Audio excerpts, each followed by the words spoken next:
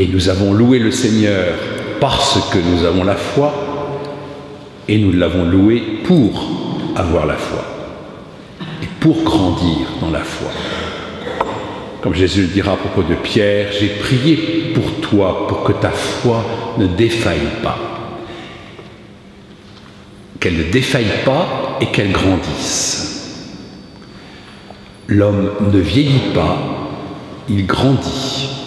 C'est un peu de l'arsène, non? Je vais reculer peut-être. Si je recule, ça va aller, mais je ne peux pas reculer plus. Parce que je pense qu'il y a un peu de l'arsène. Ou alors c'est de l'arsène que j'ai dans la tête, je ne sais pas.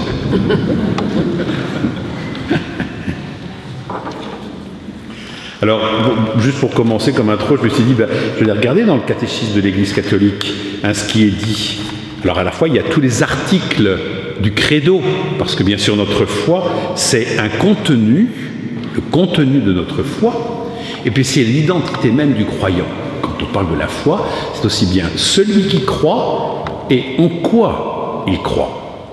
Et là, voilà, il y a en fait 3 chapitres dans le catéchisme de l'Église catholique, qui est bien sûr votre livre de chevet préféré. Tant que vous ne connaissez pas tous les articles par cœur, vous pouvez continuer. Qui est bien sûr pas un livre à lire comme un roman, mais qui reste quand même une référence pour nous tous. Quand ces dons sont faits, c'est pour que nous les ayons et que nous les prenions. À la fois, cette profession de foi, c'est le chapitre 1er.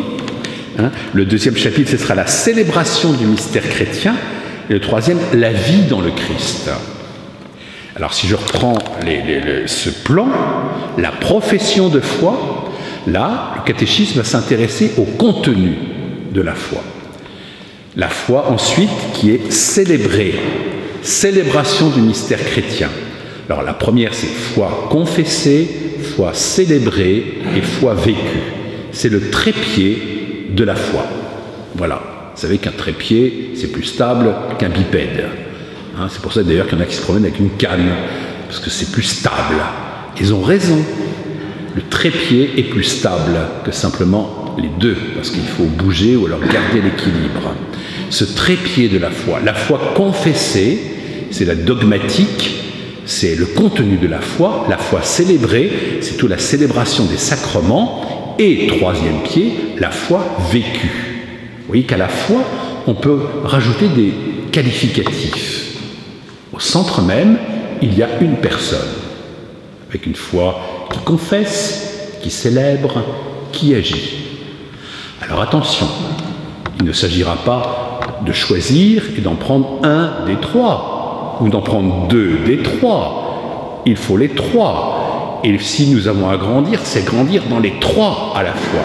D'où l'importance de se former, de rentrer dans les articles de foi pour mieux comprendre notre foi, nous allons y revenir, que nous puissions célébrer à la fois le Seigneur dans notre tradition, parce que la foi, la célébration va nourrir notre foi pour ne pas être étiolé, rétréci et rabougri, comme une vieille plante desséchée.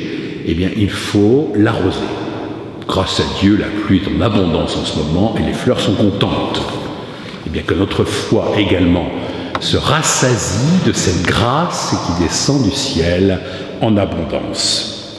Et puis, la foi qui agit, c'est la vie dans le Christ. C'est la vie dans le Christ. Et c'est la foi donc vécue. Agir comme le Christ. Laisser le Christ vivre en moi. Et puis, donc dans une 4e partie, ce sera la prière. La prière, comme étant le fruit même de ce trépied de base à travers la foi. Alors, catéchisme de l'Église catholique, je me suis dit, on peut partir de là, parce que bien sûr, je ne vous décline pas tout ce qui est dit, car c'est l'ensemble du catéchisme, si ce n'est que je peux reprendre quelques articles comme le 33, 34, 35, 36. Pourquoi la profession de foi commence-t-elle par « je crois en Dieu » ? Vous voyez, la profession de foi. C'est-à-dire, je confesse ma foi. Pourquoi est-ce qu'on dit « je crois en Dieu » ? Vous voyez, c'est sous forme de question. Ça, j'ai pris la formule abrégée du catéchisme de l'Église catholique. abrégé parce que c'est un peu plus court, puis en plus il y a des images.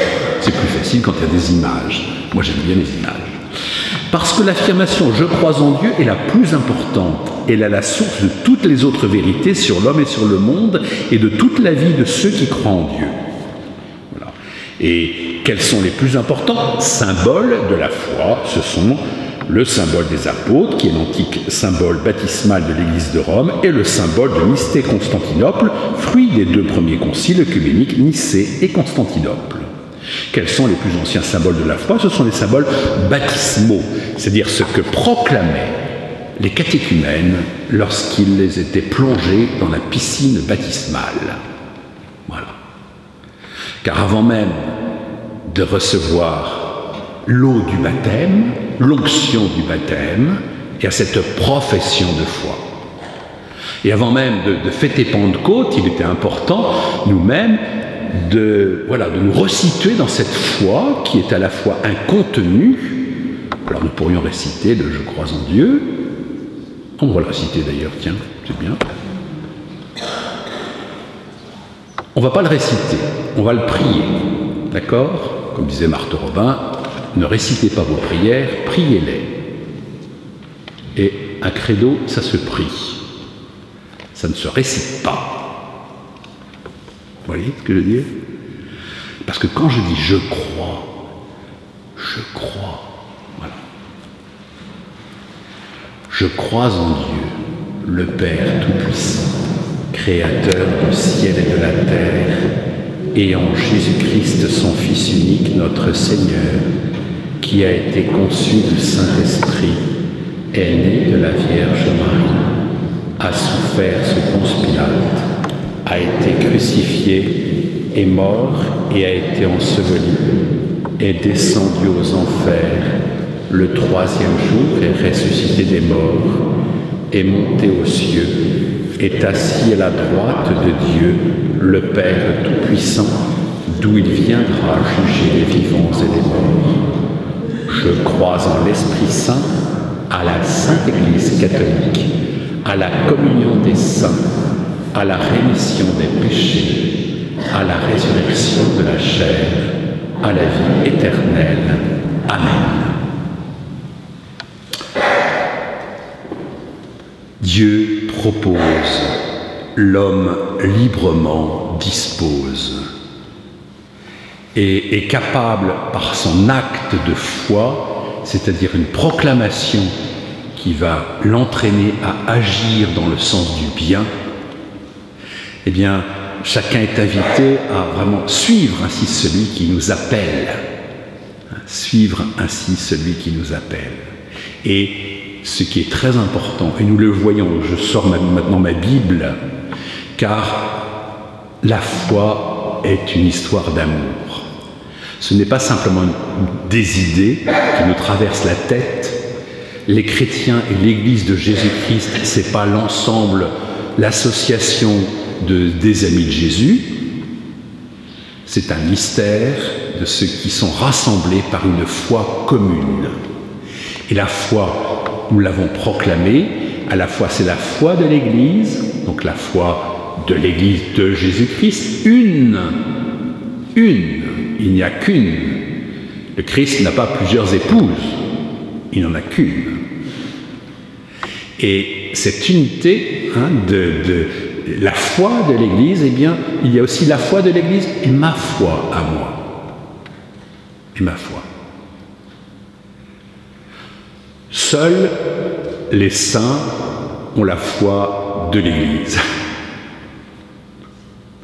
Dans la mesure où la foi, c'est toujours grandir, et ceux qui sont saints sont arrivés au développement même de tout ce qu'ils pouvaient donner et recevoir.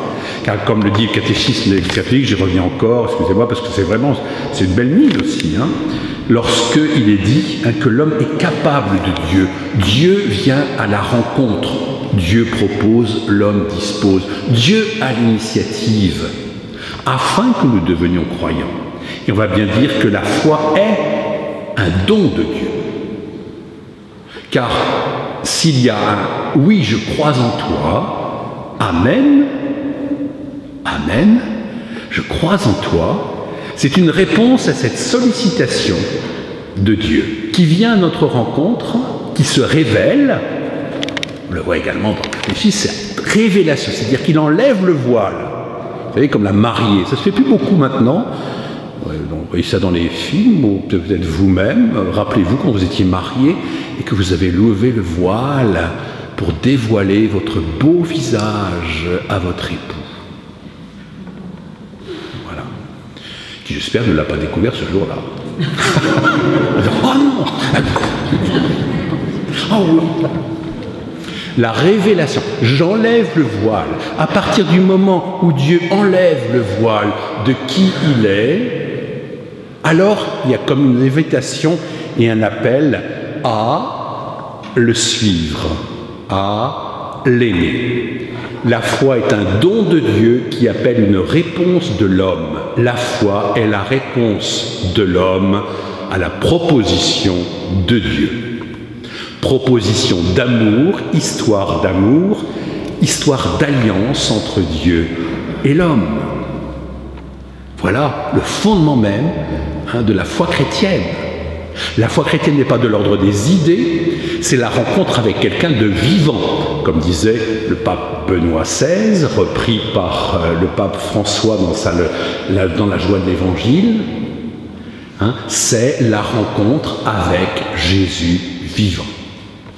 Avec un Dieu vivant qui se laisse rencontrer comme une rencontre de personnes. Et de ce point de vue-là, je crois qu'on peut reprendre et donc là, cette croissance,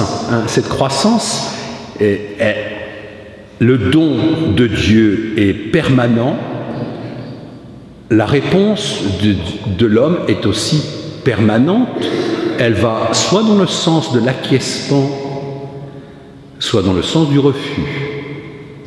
Car je peux dire oui et je peux dire non.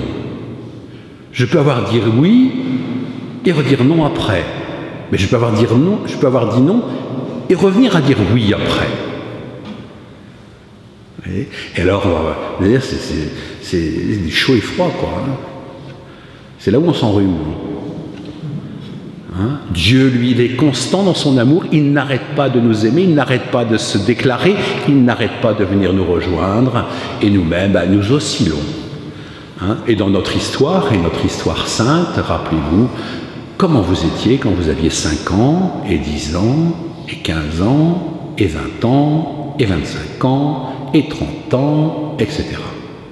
Et vous pouvez ponctuer votre histoire sainte avec des événements de foi. Est-ce que votre foi est plus grande aujourd'hui que lorsque vous aviez 10 ans?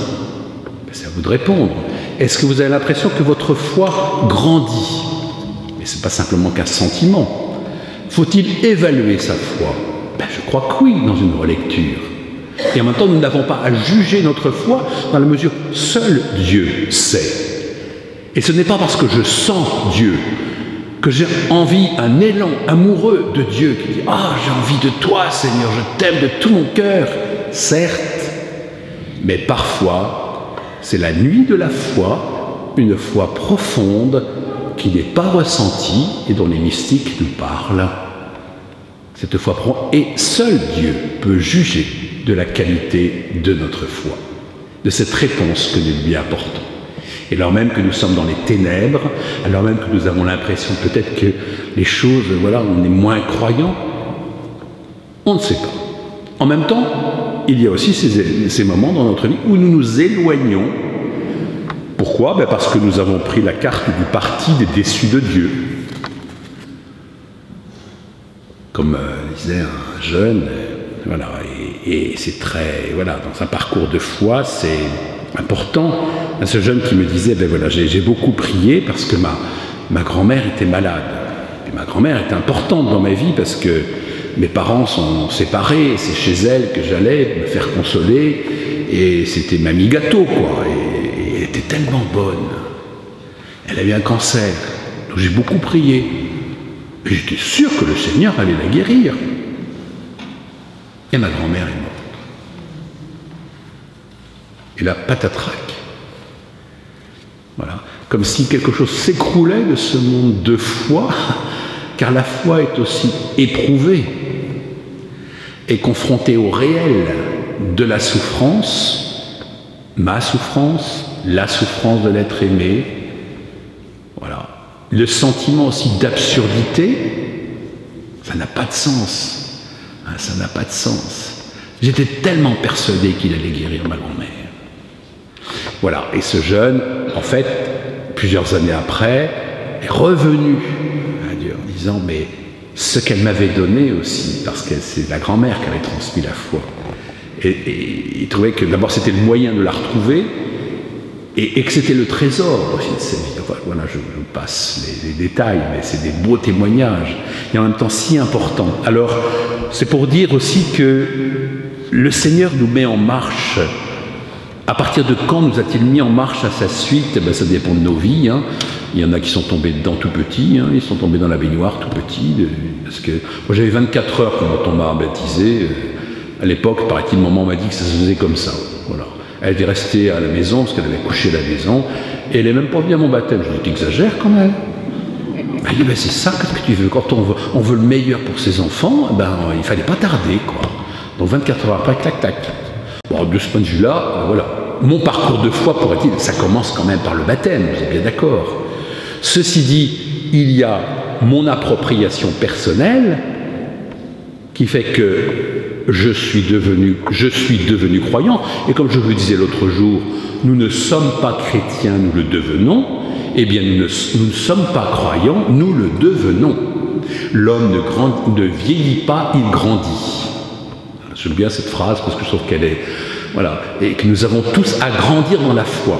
Et ce n'est pas parce que voilà, tes articulations ne te portent plus et que tu as le souffle court que tu n'as pas à grandir dans la foi.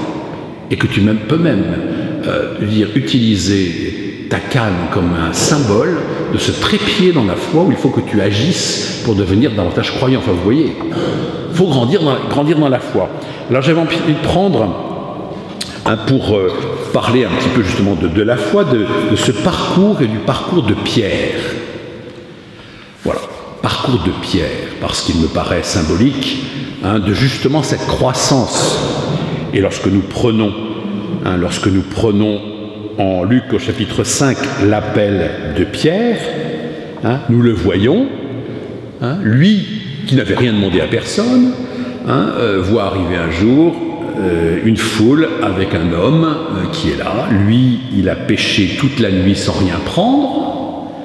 Et voici que cet homme s'intéresse à lui, au point où il lui demande de monter dans sa barque. Quelque chose de simple et qu'il sait faire, car Dieu se met à notre portée. Il se met à notre portée. Je me rappelle, c'est un petit témoignage d'une amie, là, je l'ai dit l'autre jour à la journée pour les handicapés, là, cette amie Marie-Caroline, qui devait venir et qu'on a eu par Skype. Et quand elle était elle était invitée au Bernardin avec Macron. Et puis elle était très surprise, parce que Macron est venu me dire bonjour, que bien vu d'ailleurs, poli simplement.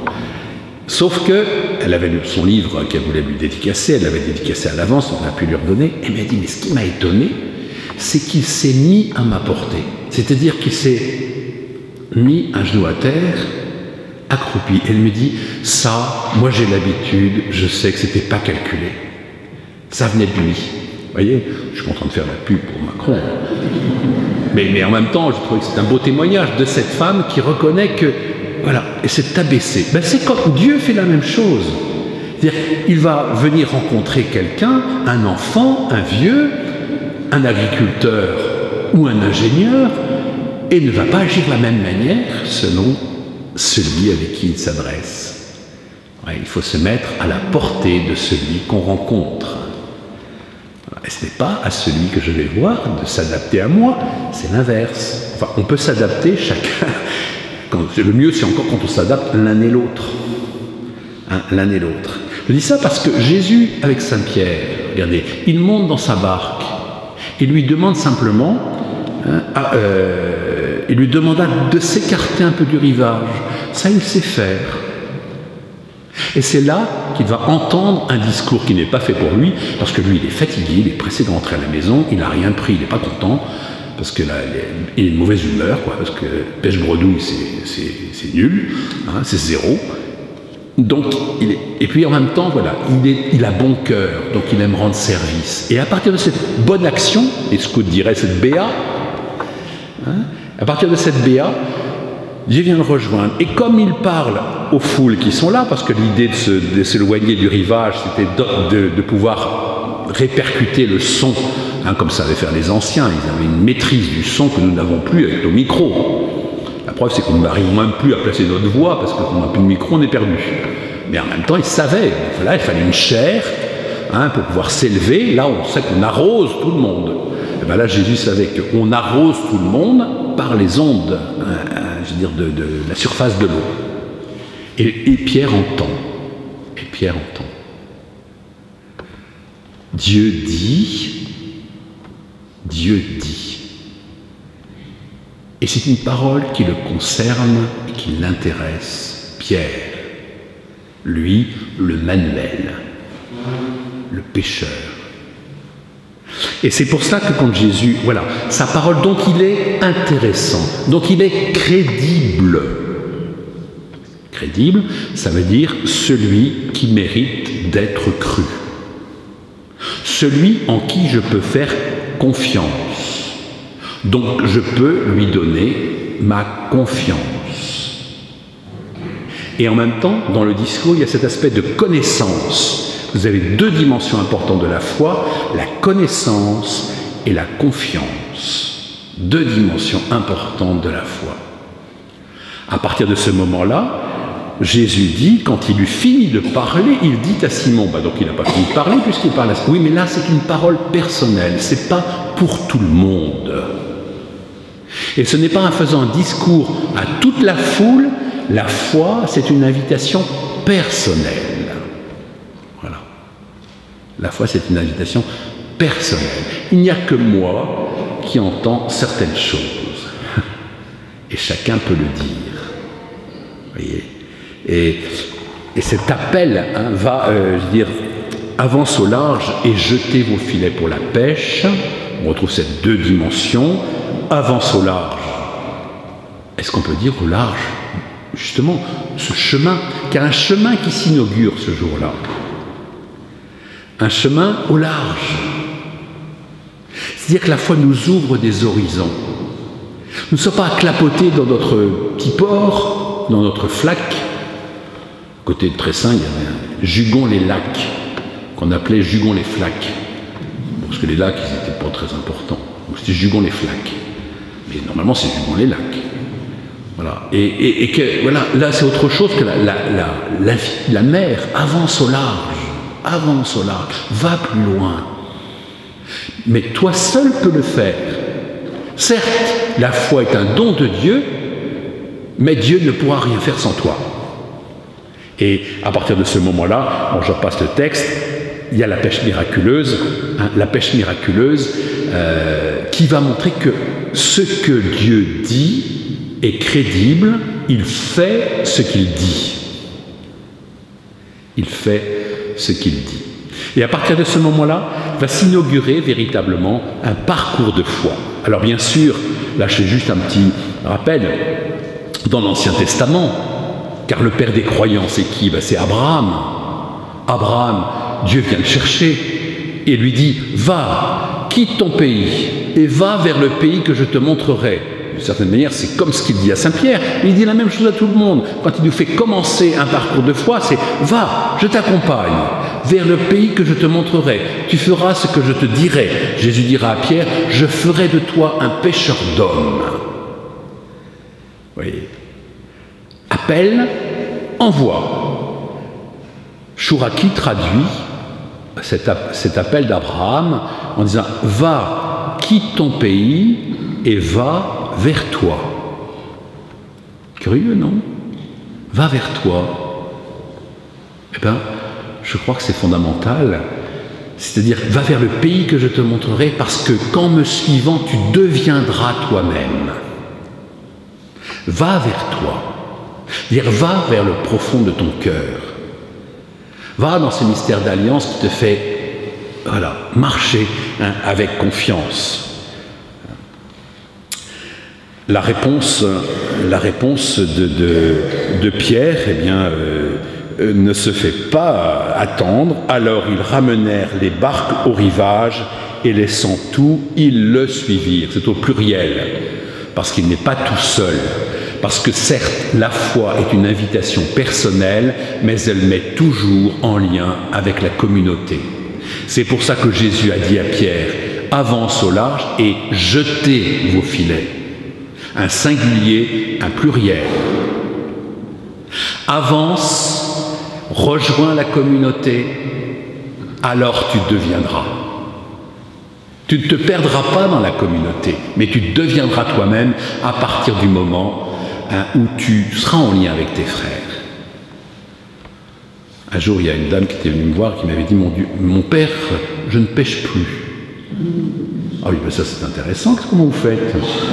Écoutez, je suis dans une paroisse et j'avais quelques engagements, je m'occupais des fleurs, etc. Mais c'était tellement compliqué les liens avec la communauté, entre Madame Machin, moi je m'occupais des fleurs, des fleurs de l'hôtel de Sainte-Thérèse. Un jour j'ai retrouvé le vase de Sainte-Thérèse devant l'hôtel de Saint-Joseph. Non mais c'est pas possible, écoutez. Voilà, alors j'ai décidé que désormais, pour éviter d'être en colère ou d'être mauvaise avec les autres, je ne sors plus de chez moi. Je ne pêche plus. Oui, il faut lui expliquer quand même que, on pourrait le mettre sous cloche tout de suite, c'est vrai. Mais qu'en même temps, l'homme est fait pour prendre le risque de la relation, le risque de la vie communautaire. Souvent, on a tendance en se disant, il m'énerve, moi ce sera chez moi tout seul, et comme ça, je serai tranquille. Et puis, je prierai le bon Dieu. Oui, sauf que le bon Dieu va me dire, allez, dehors, va à la rencontre de tes frères. Ils le suivirent, vous voyez, ils le suivirent. Dimension à la fois personnelle et dimension communautaire. Et c'est là où il y a à la fois, vous voyez, dans le parcours de Pierre, il est exemplaire. Je suis obligé d'aller un petit peu vite parce que je n'ai pas une heure. Mais quand même, j'ai encore un petit peu de temps. Oui, mais enfin quand même, je ne vais pas être trop long parce que ça mériterait d'être développé, je ne le fais pas. Mais je veux dire, simplement, c'est une foi qui va grandir et qui va être éprouvée également. Il est capable du meilleur et du pire. En tout cas, c'est à partir du moment où il commence à suivre Jésus que commence son parcours de foi. La foi est un chemin. C'est pour ça que je vous parle du chemin de Pierre. Et que sur notre chemin, il ne faut pas s'arrêter. Comme la petite dame dont je vous parlais tout à l'heure. Elle est comme sur une aire d'autoroute en disant « je n'avance plus, mais je suis heureuse ». Pas longtemps.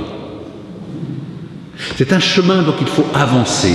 Avance au large. S'arrêter, c'est mourir. Dans le désert, quand on marche, si on s'arrête, on grille. Vous voyez? Une avancée, donc ne pas s'arrêter. Ne pas s'arrêter. Pierre qui est capable du meilleur. Quand effectivement à Césarée de Philippe, à la question que Jésus a posée, au dire des gens, qui suis-je? Pierre prend la parole et dit « Tu es le Christ, le Fils du Dieu vivant ». Extraordinaire. Ça, c'est une confession de foi, pour reconnaître. On pourrait dire, là, c'est vraiment le signe. Bon, d'accord, il a dit ça, mais enfin, il a déjà vu des miracles, il a la multiplication des pains, je veux dire, tout ça, la pêche miraculeuse, donc il a des bonnes raisons de croire. D'accord? Ben oui, il faut quand même des raisons de croire, autrement on ne croit pas. Et cette conviction profonde lui fait avoir cette belle confession de foi. Sauf qu'il est capable du meilleur et du pire, puisque quelques versets ensuite, Pierre prend à part Jésus et se mit à le faire de vifs reproches. Pourquoi? Parce qu'il parlait de son départ et qu'il fallait que l'homme, le Fils de l'homme, souffre beaucoup et qu'il soit tué. Et 3 jours après, de ressusciter. Et là, Pierre lui dit, il n'est pas d'accord avec lui. Non, mais à la limite, t'inquiète pas. Ça veut dire quoi? Je suis là, moi. T'inquiète pas. Et Jésus dit à Pierre, passe derrière moi, Satan, tes pensées ne sont pas celles de Dieu, mais celles des hommes. Alors en fait, il est croyant ou pas? Ben, il est croyant, mais pour le moment, Jésus, il est patient. C'est-à-dire qu'il faut que le croyant rentre dans le plan de Dieu. Et rentrer dans le plan de Dieu, ce n'est pas simplement à vue humaine. Hier, nous avions dans les textes, être dans le monde sans être du monde. Mais on peut être dans le monde et avoir l'esprit du monde, se dire croyant, et en fait, on ne l'est pas. Parce qu'on peut vivre, comme dit saint Paul, en ennemi de la croix du Christ. Lorsqu'on voudrait la mettre de côté, de penser que nous ne voulons pas vivre cette croix-là, ce refus de ce plan de Dieu et ce plan mystérieux. Tes pensées ne sont pas celles de Dieu, mais celles des hommes. Alors, il y a à la fois, vous voyez, ce qui est capable de le meilleur et le pire, et il n'empêche que, voilà, Matthieu 16, 17, Jésus continue à lui faire confiance, même s'il est pécheur. Voilà. Et Matthieu 16, 18,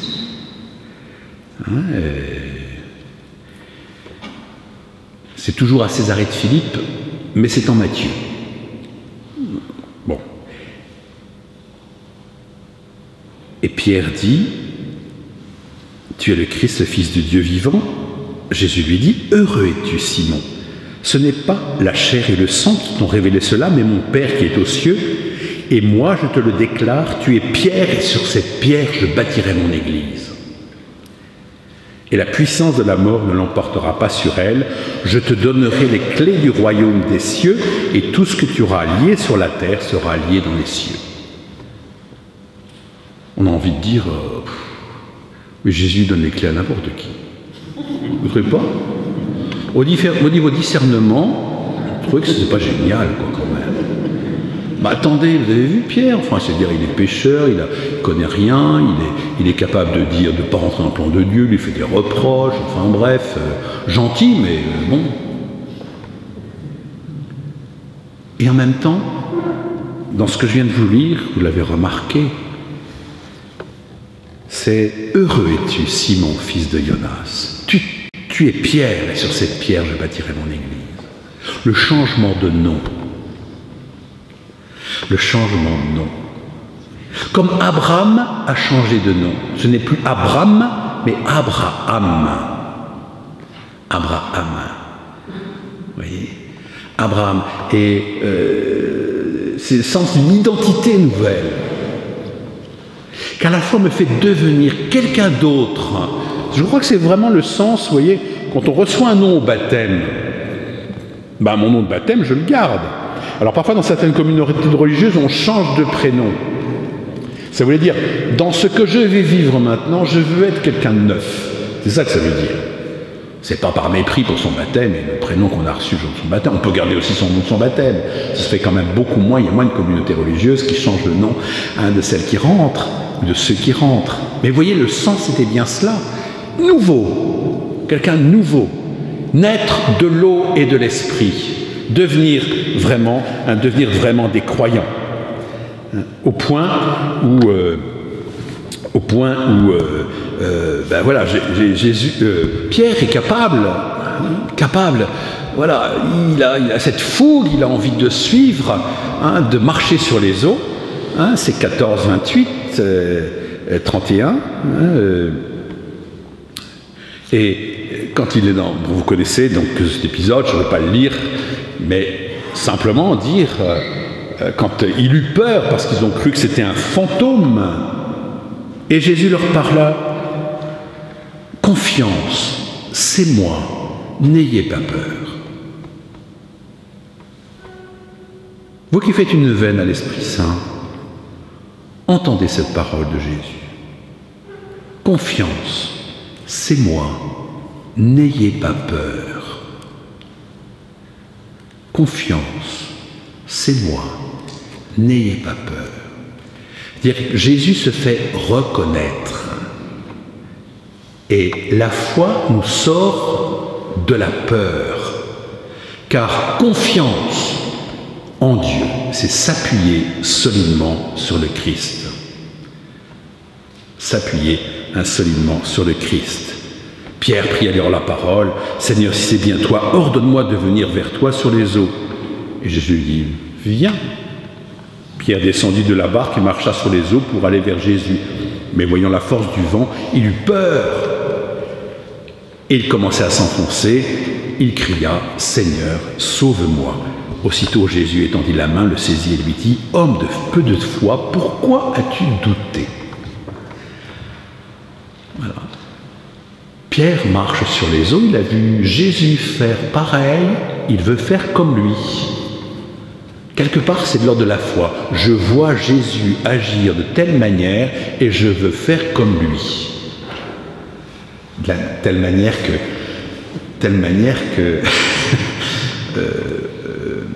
faire comme lui, hein, faire comme lui. Et c'est bien, mais là c'est intéressant ce passage parce que il va revenir dans sa peur. Pourquoi? En fait, il a dit, si c'est bien toi. Donc c'est à partir d'un doute qu'il met Dieu à l'épreuve. Mon Dieu, si c'est bien toi, fais-moi un signe. Je ne suis pas contre les signes, le bon Dieu non plus, d'ailleurs il en donne. La preuve, c'est que Pierre a marché sur les eaux. Ceci dit, je crois que si vraiment il avait eu la foi, d'abord il l'aurait reconnu, il n'aurait pas dit à Jésus, ordonne-moi de venir. Ce n'était pas la volonté de Dieu qui marche sur les eaux. C'est une interprétation possible, vous voyez. Bien sûr, on dira, il a manqué de foi, il s'est regardé les pieds, au lieu de regarder Jésus, moralité, il s'est enfoncé et commençait à couler. Oui. Mais en même temps, quelque part, il était dans la barque avec les autres, dans l'église. La barque de l'église, encore une sorte de barque. Et cette barque-là, il ne fallait pas la quitter. Il fallait rester. La foi, c'était justement de rester avec et ne pas mettre Dieu à l'épreuve. Ne pas mettre Dieu à l'épreuve. Tu ne mettras pas ton Dieu à l'épreuve.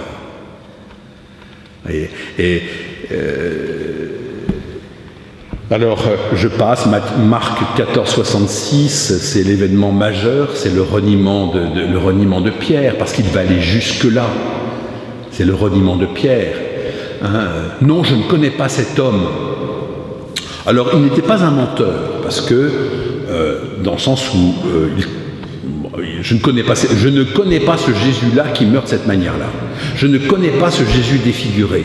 Ce n'est pas celui que j'aime, ce n'est pas celui que j'ai suivi. Je ne veux pas de la faiblesse de l'amour de Dieu. Je veux bien un Dieu tout-puissant qui marche sur les eaux et multiplie les pains et les poissons, ça je trouve ça génial, mais un Jésus qui se laisse arrêter de cette manière-là, je dis non. C'est le refus d'être croyant. Je dis non à ce Dieu-là. Mon Dieu, si tu étais bon, on ne verrait pas tout ça. Ça ne m'arriverait pas. Mon Dieu. Ben oui, Dieu, il accepte la réprimande, mais ceci dit, il va simplement nous accompagner pour que nous comprenions le sens de ce que nous avons à vivre. Et le sens de ce qu'il vit, la croix. Moi, si j'étais Dieu, arrête. Moi, si j'étais Dieu, moi, j'aurais sauvé les hommes d'une autre manière qu'en mourant sur la croix. Vous croyez pas? On peut trouver d'autres manières quand même de sauver les hommes. Arrière de moi, Satan. Je suis à ce moment-là, tes pensées ne sont pas celles de Dieu. Le croyant, c'est celui qui a juste, sans cesse, ses pensées à celles de Dieu. Et Jean 21, notre pêche miraculeuse, pour moi, c'est vraiment, et c'est là où je voulais en venir, ce sera ma conclusion, malheureusement, parce que je ne développe pas, mais puisque ça continue pendant 9 jours, tout va bien, à savoir la seconde conversion. Certes, il était croyant jusque-là. Certes, il était croyant jusque-là. Mais c'est à partir du moment où il le voit ressusciter, et à partir du moment où Jésus lui dit « Est-ce que tu m'aimes, Pierre ?» montrant que la foi n'est pas simplement une question de raison, de connaissance, c'est une affaire de cœur. Foi et raison sont les deux ailes qui permettent à l'homme de s'envoler vers la splendeur de la vérité, dit Jean-Paul II, dans Fides et Ratio. La foi et la raison. Eh bien, la foi est, bien sûr, une connaissance, car la foi est intelligente. La foi a besoin de... Nous avons besoin de croire, de comprendre pour croire. Comprendre pour croire et croire pour comprendre. Les deux, hein, ça c'est ce jeu, je veux dire, médiéval de cette credo ut intellegam, et je comprends pour ut credam, pour croire. Et c'est à partir du moment, le lien véritablement fort d'amour entre Pierre et Jean, aussi, c'est un lapsus révélateur, ça veut dire aussi que tu ne peux pas aimer Dieu si tu n'aimes pas ton frère. Donc un amour universel, mais avant tout la source de la foi, c'est tu aimeras le Seigneur ton Dieu de tout ton cœur, de toute ton âme et de tout ton esprit. À partir de ce moment-là, Jean 21, le Seigneur lui dira, lui dira que quand il parlera de sa mort, hein, quand tu étais quand tu étais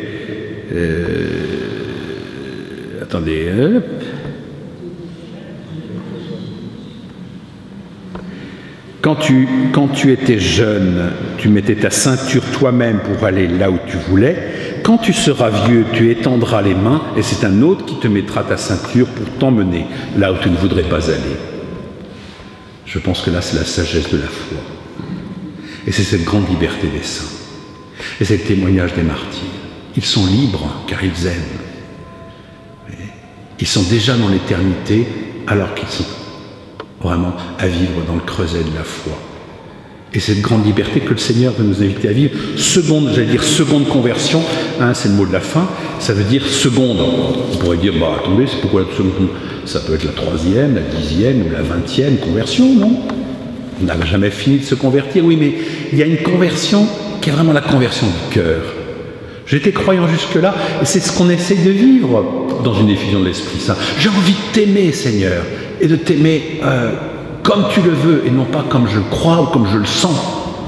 Et j'accepte d'aller là où tu m'enverras, et non pas là où j'ai envie d'aller. Comme tu voudras. C'est l'acte d'abandon de tous les saints. Charles de Foucault, puisque un très connu, Père, je m'abandonne à toi, fais de moi ce qui te plaira. Quoi que tu fasses de moi, mon Dieu, je te remercie, je suis prêt à tout.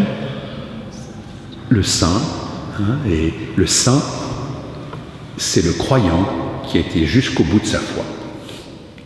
Et quand le pape, c'est là où on aurait pu prendre un petit peu, ce qu'il nous dit à propos de la sainteté, se rapporte très très bien au niveau de la foi également.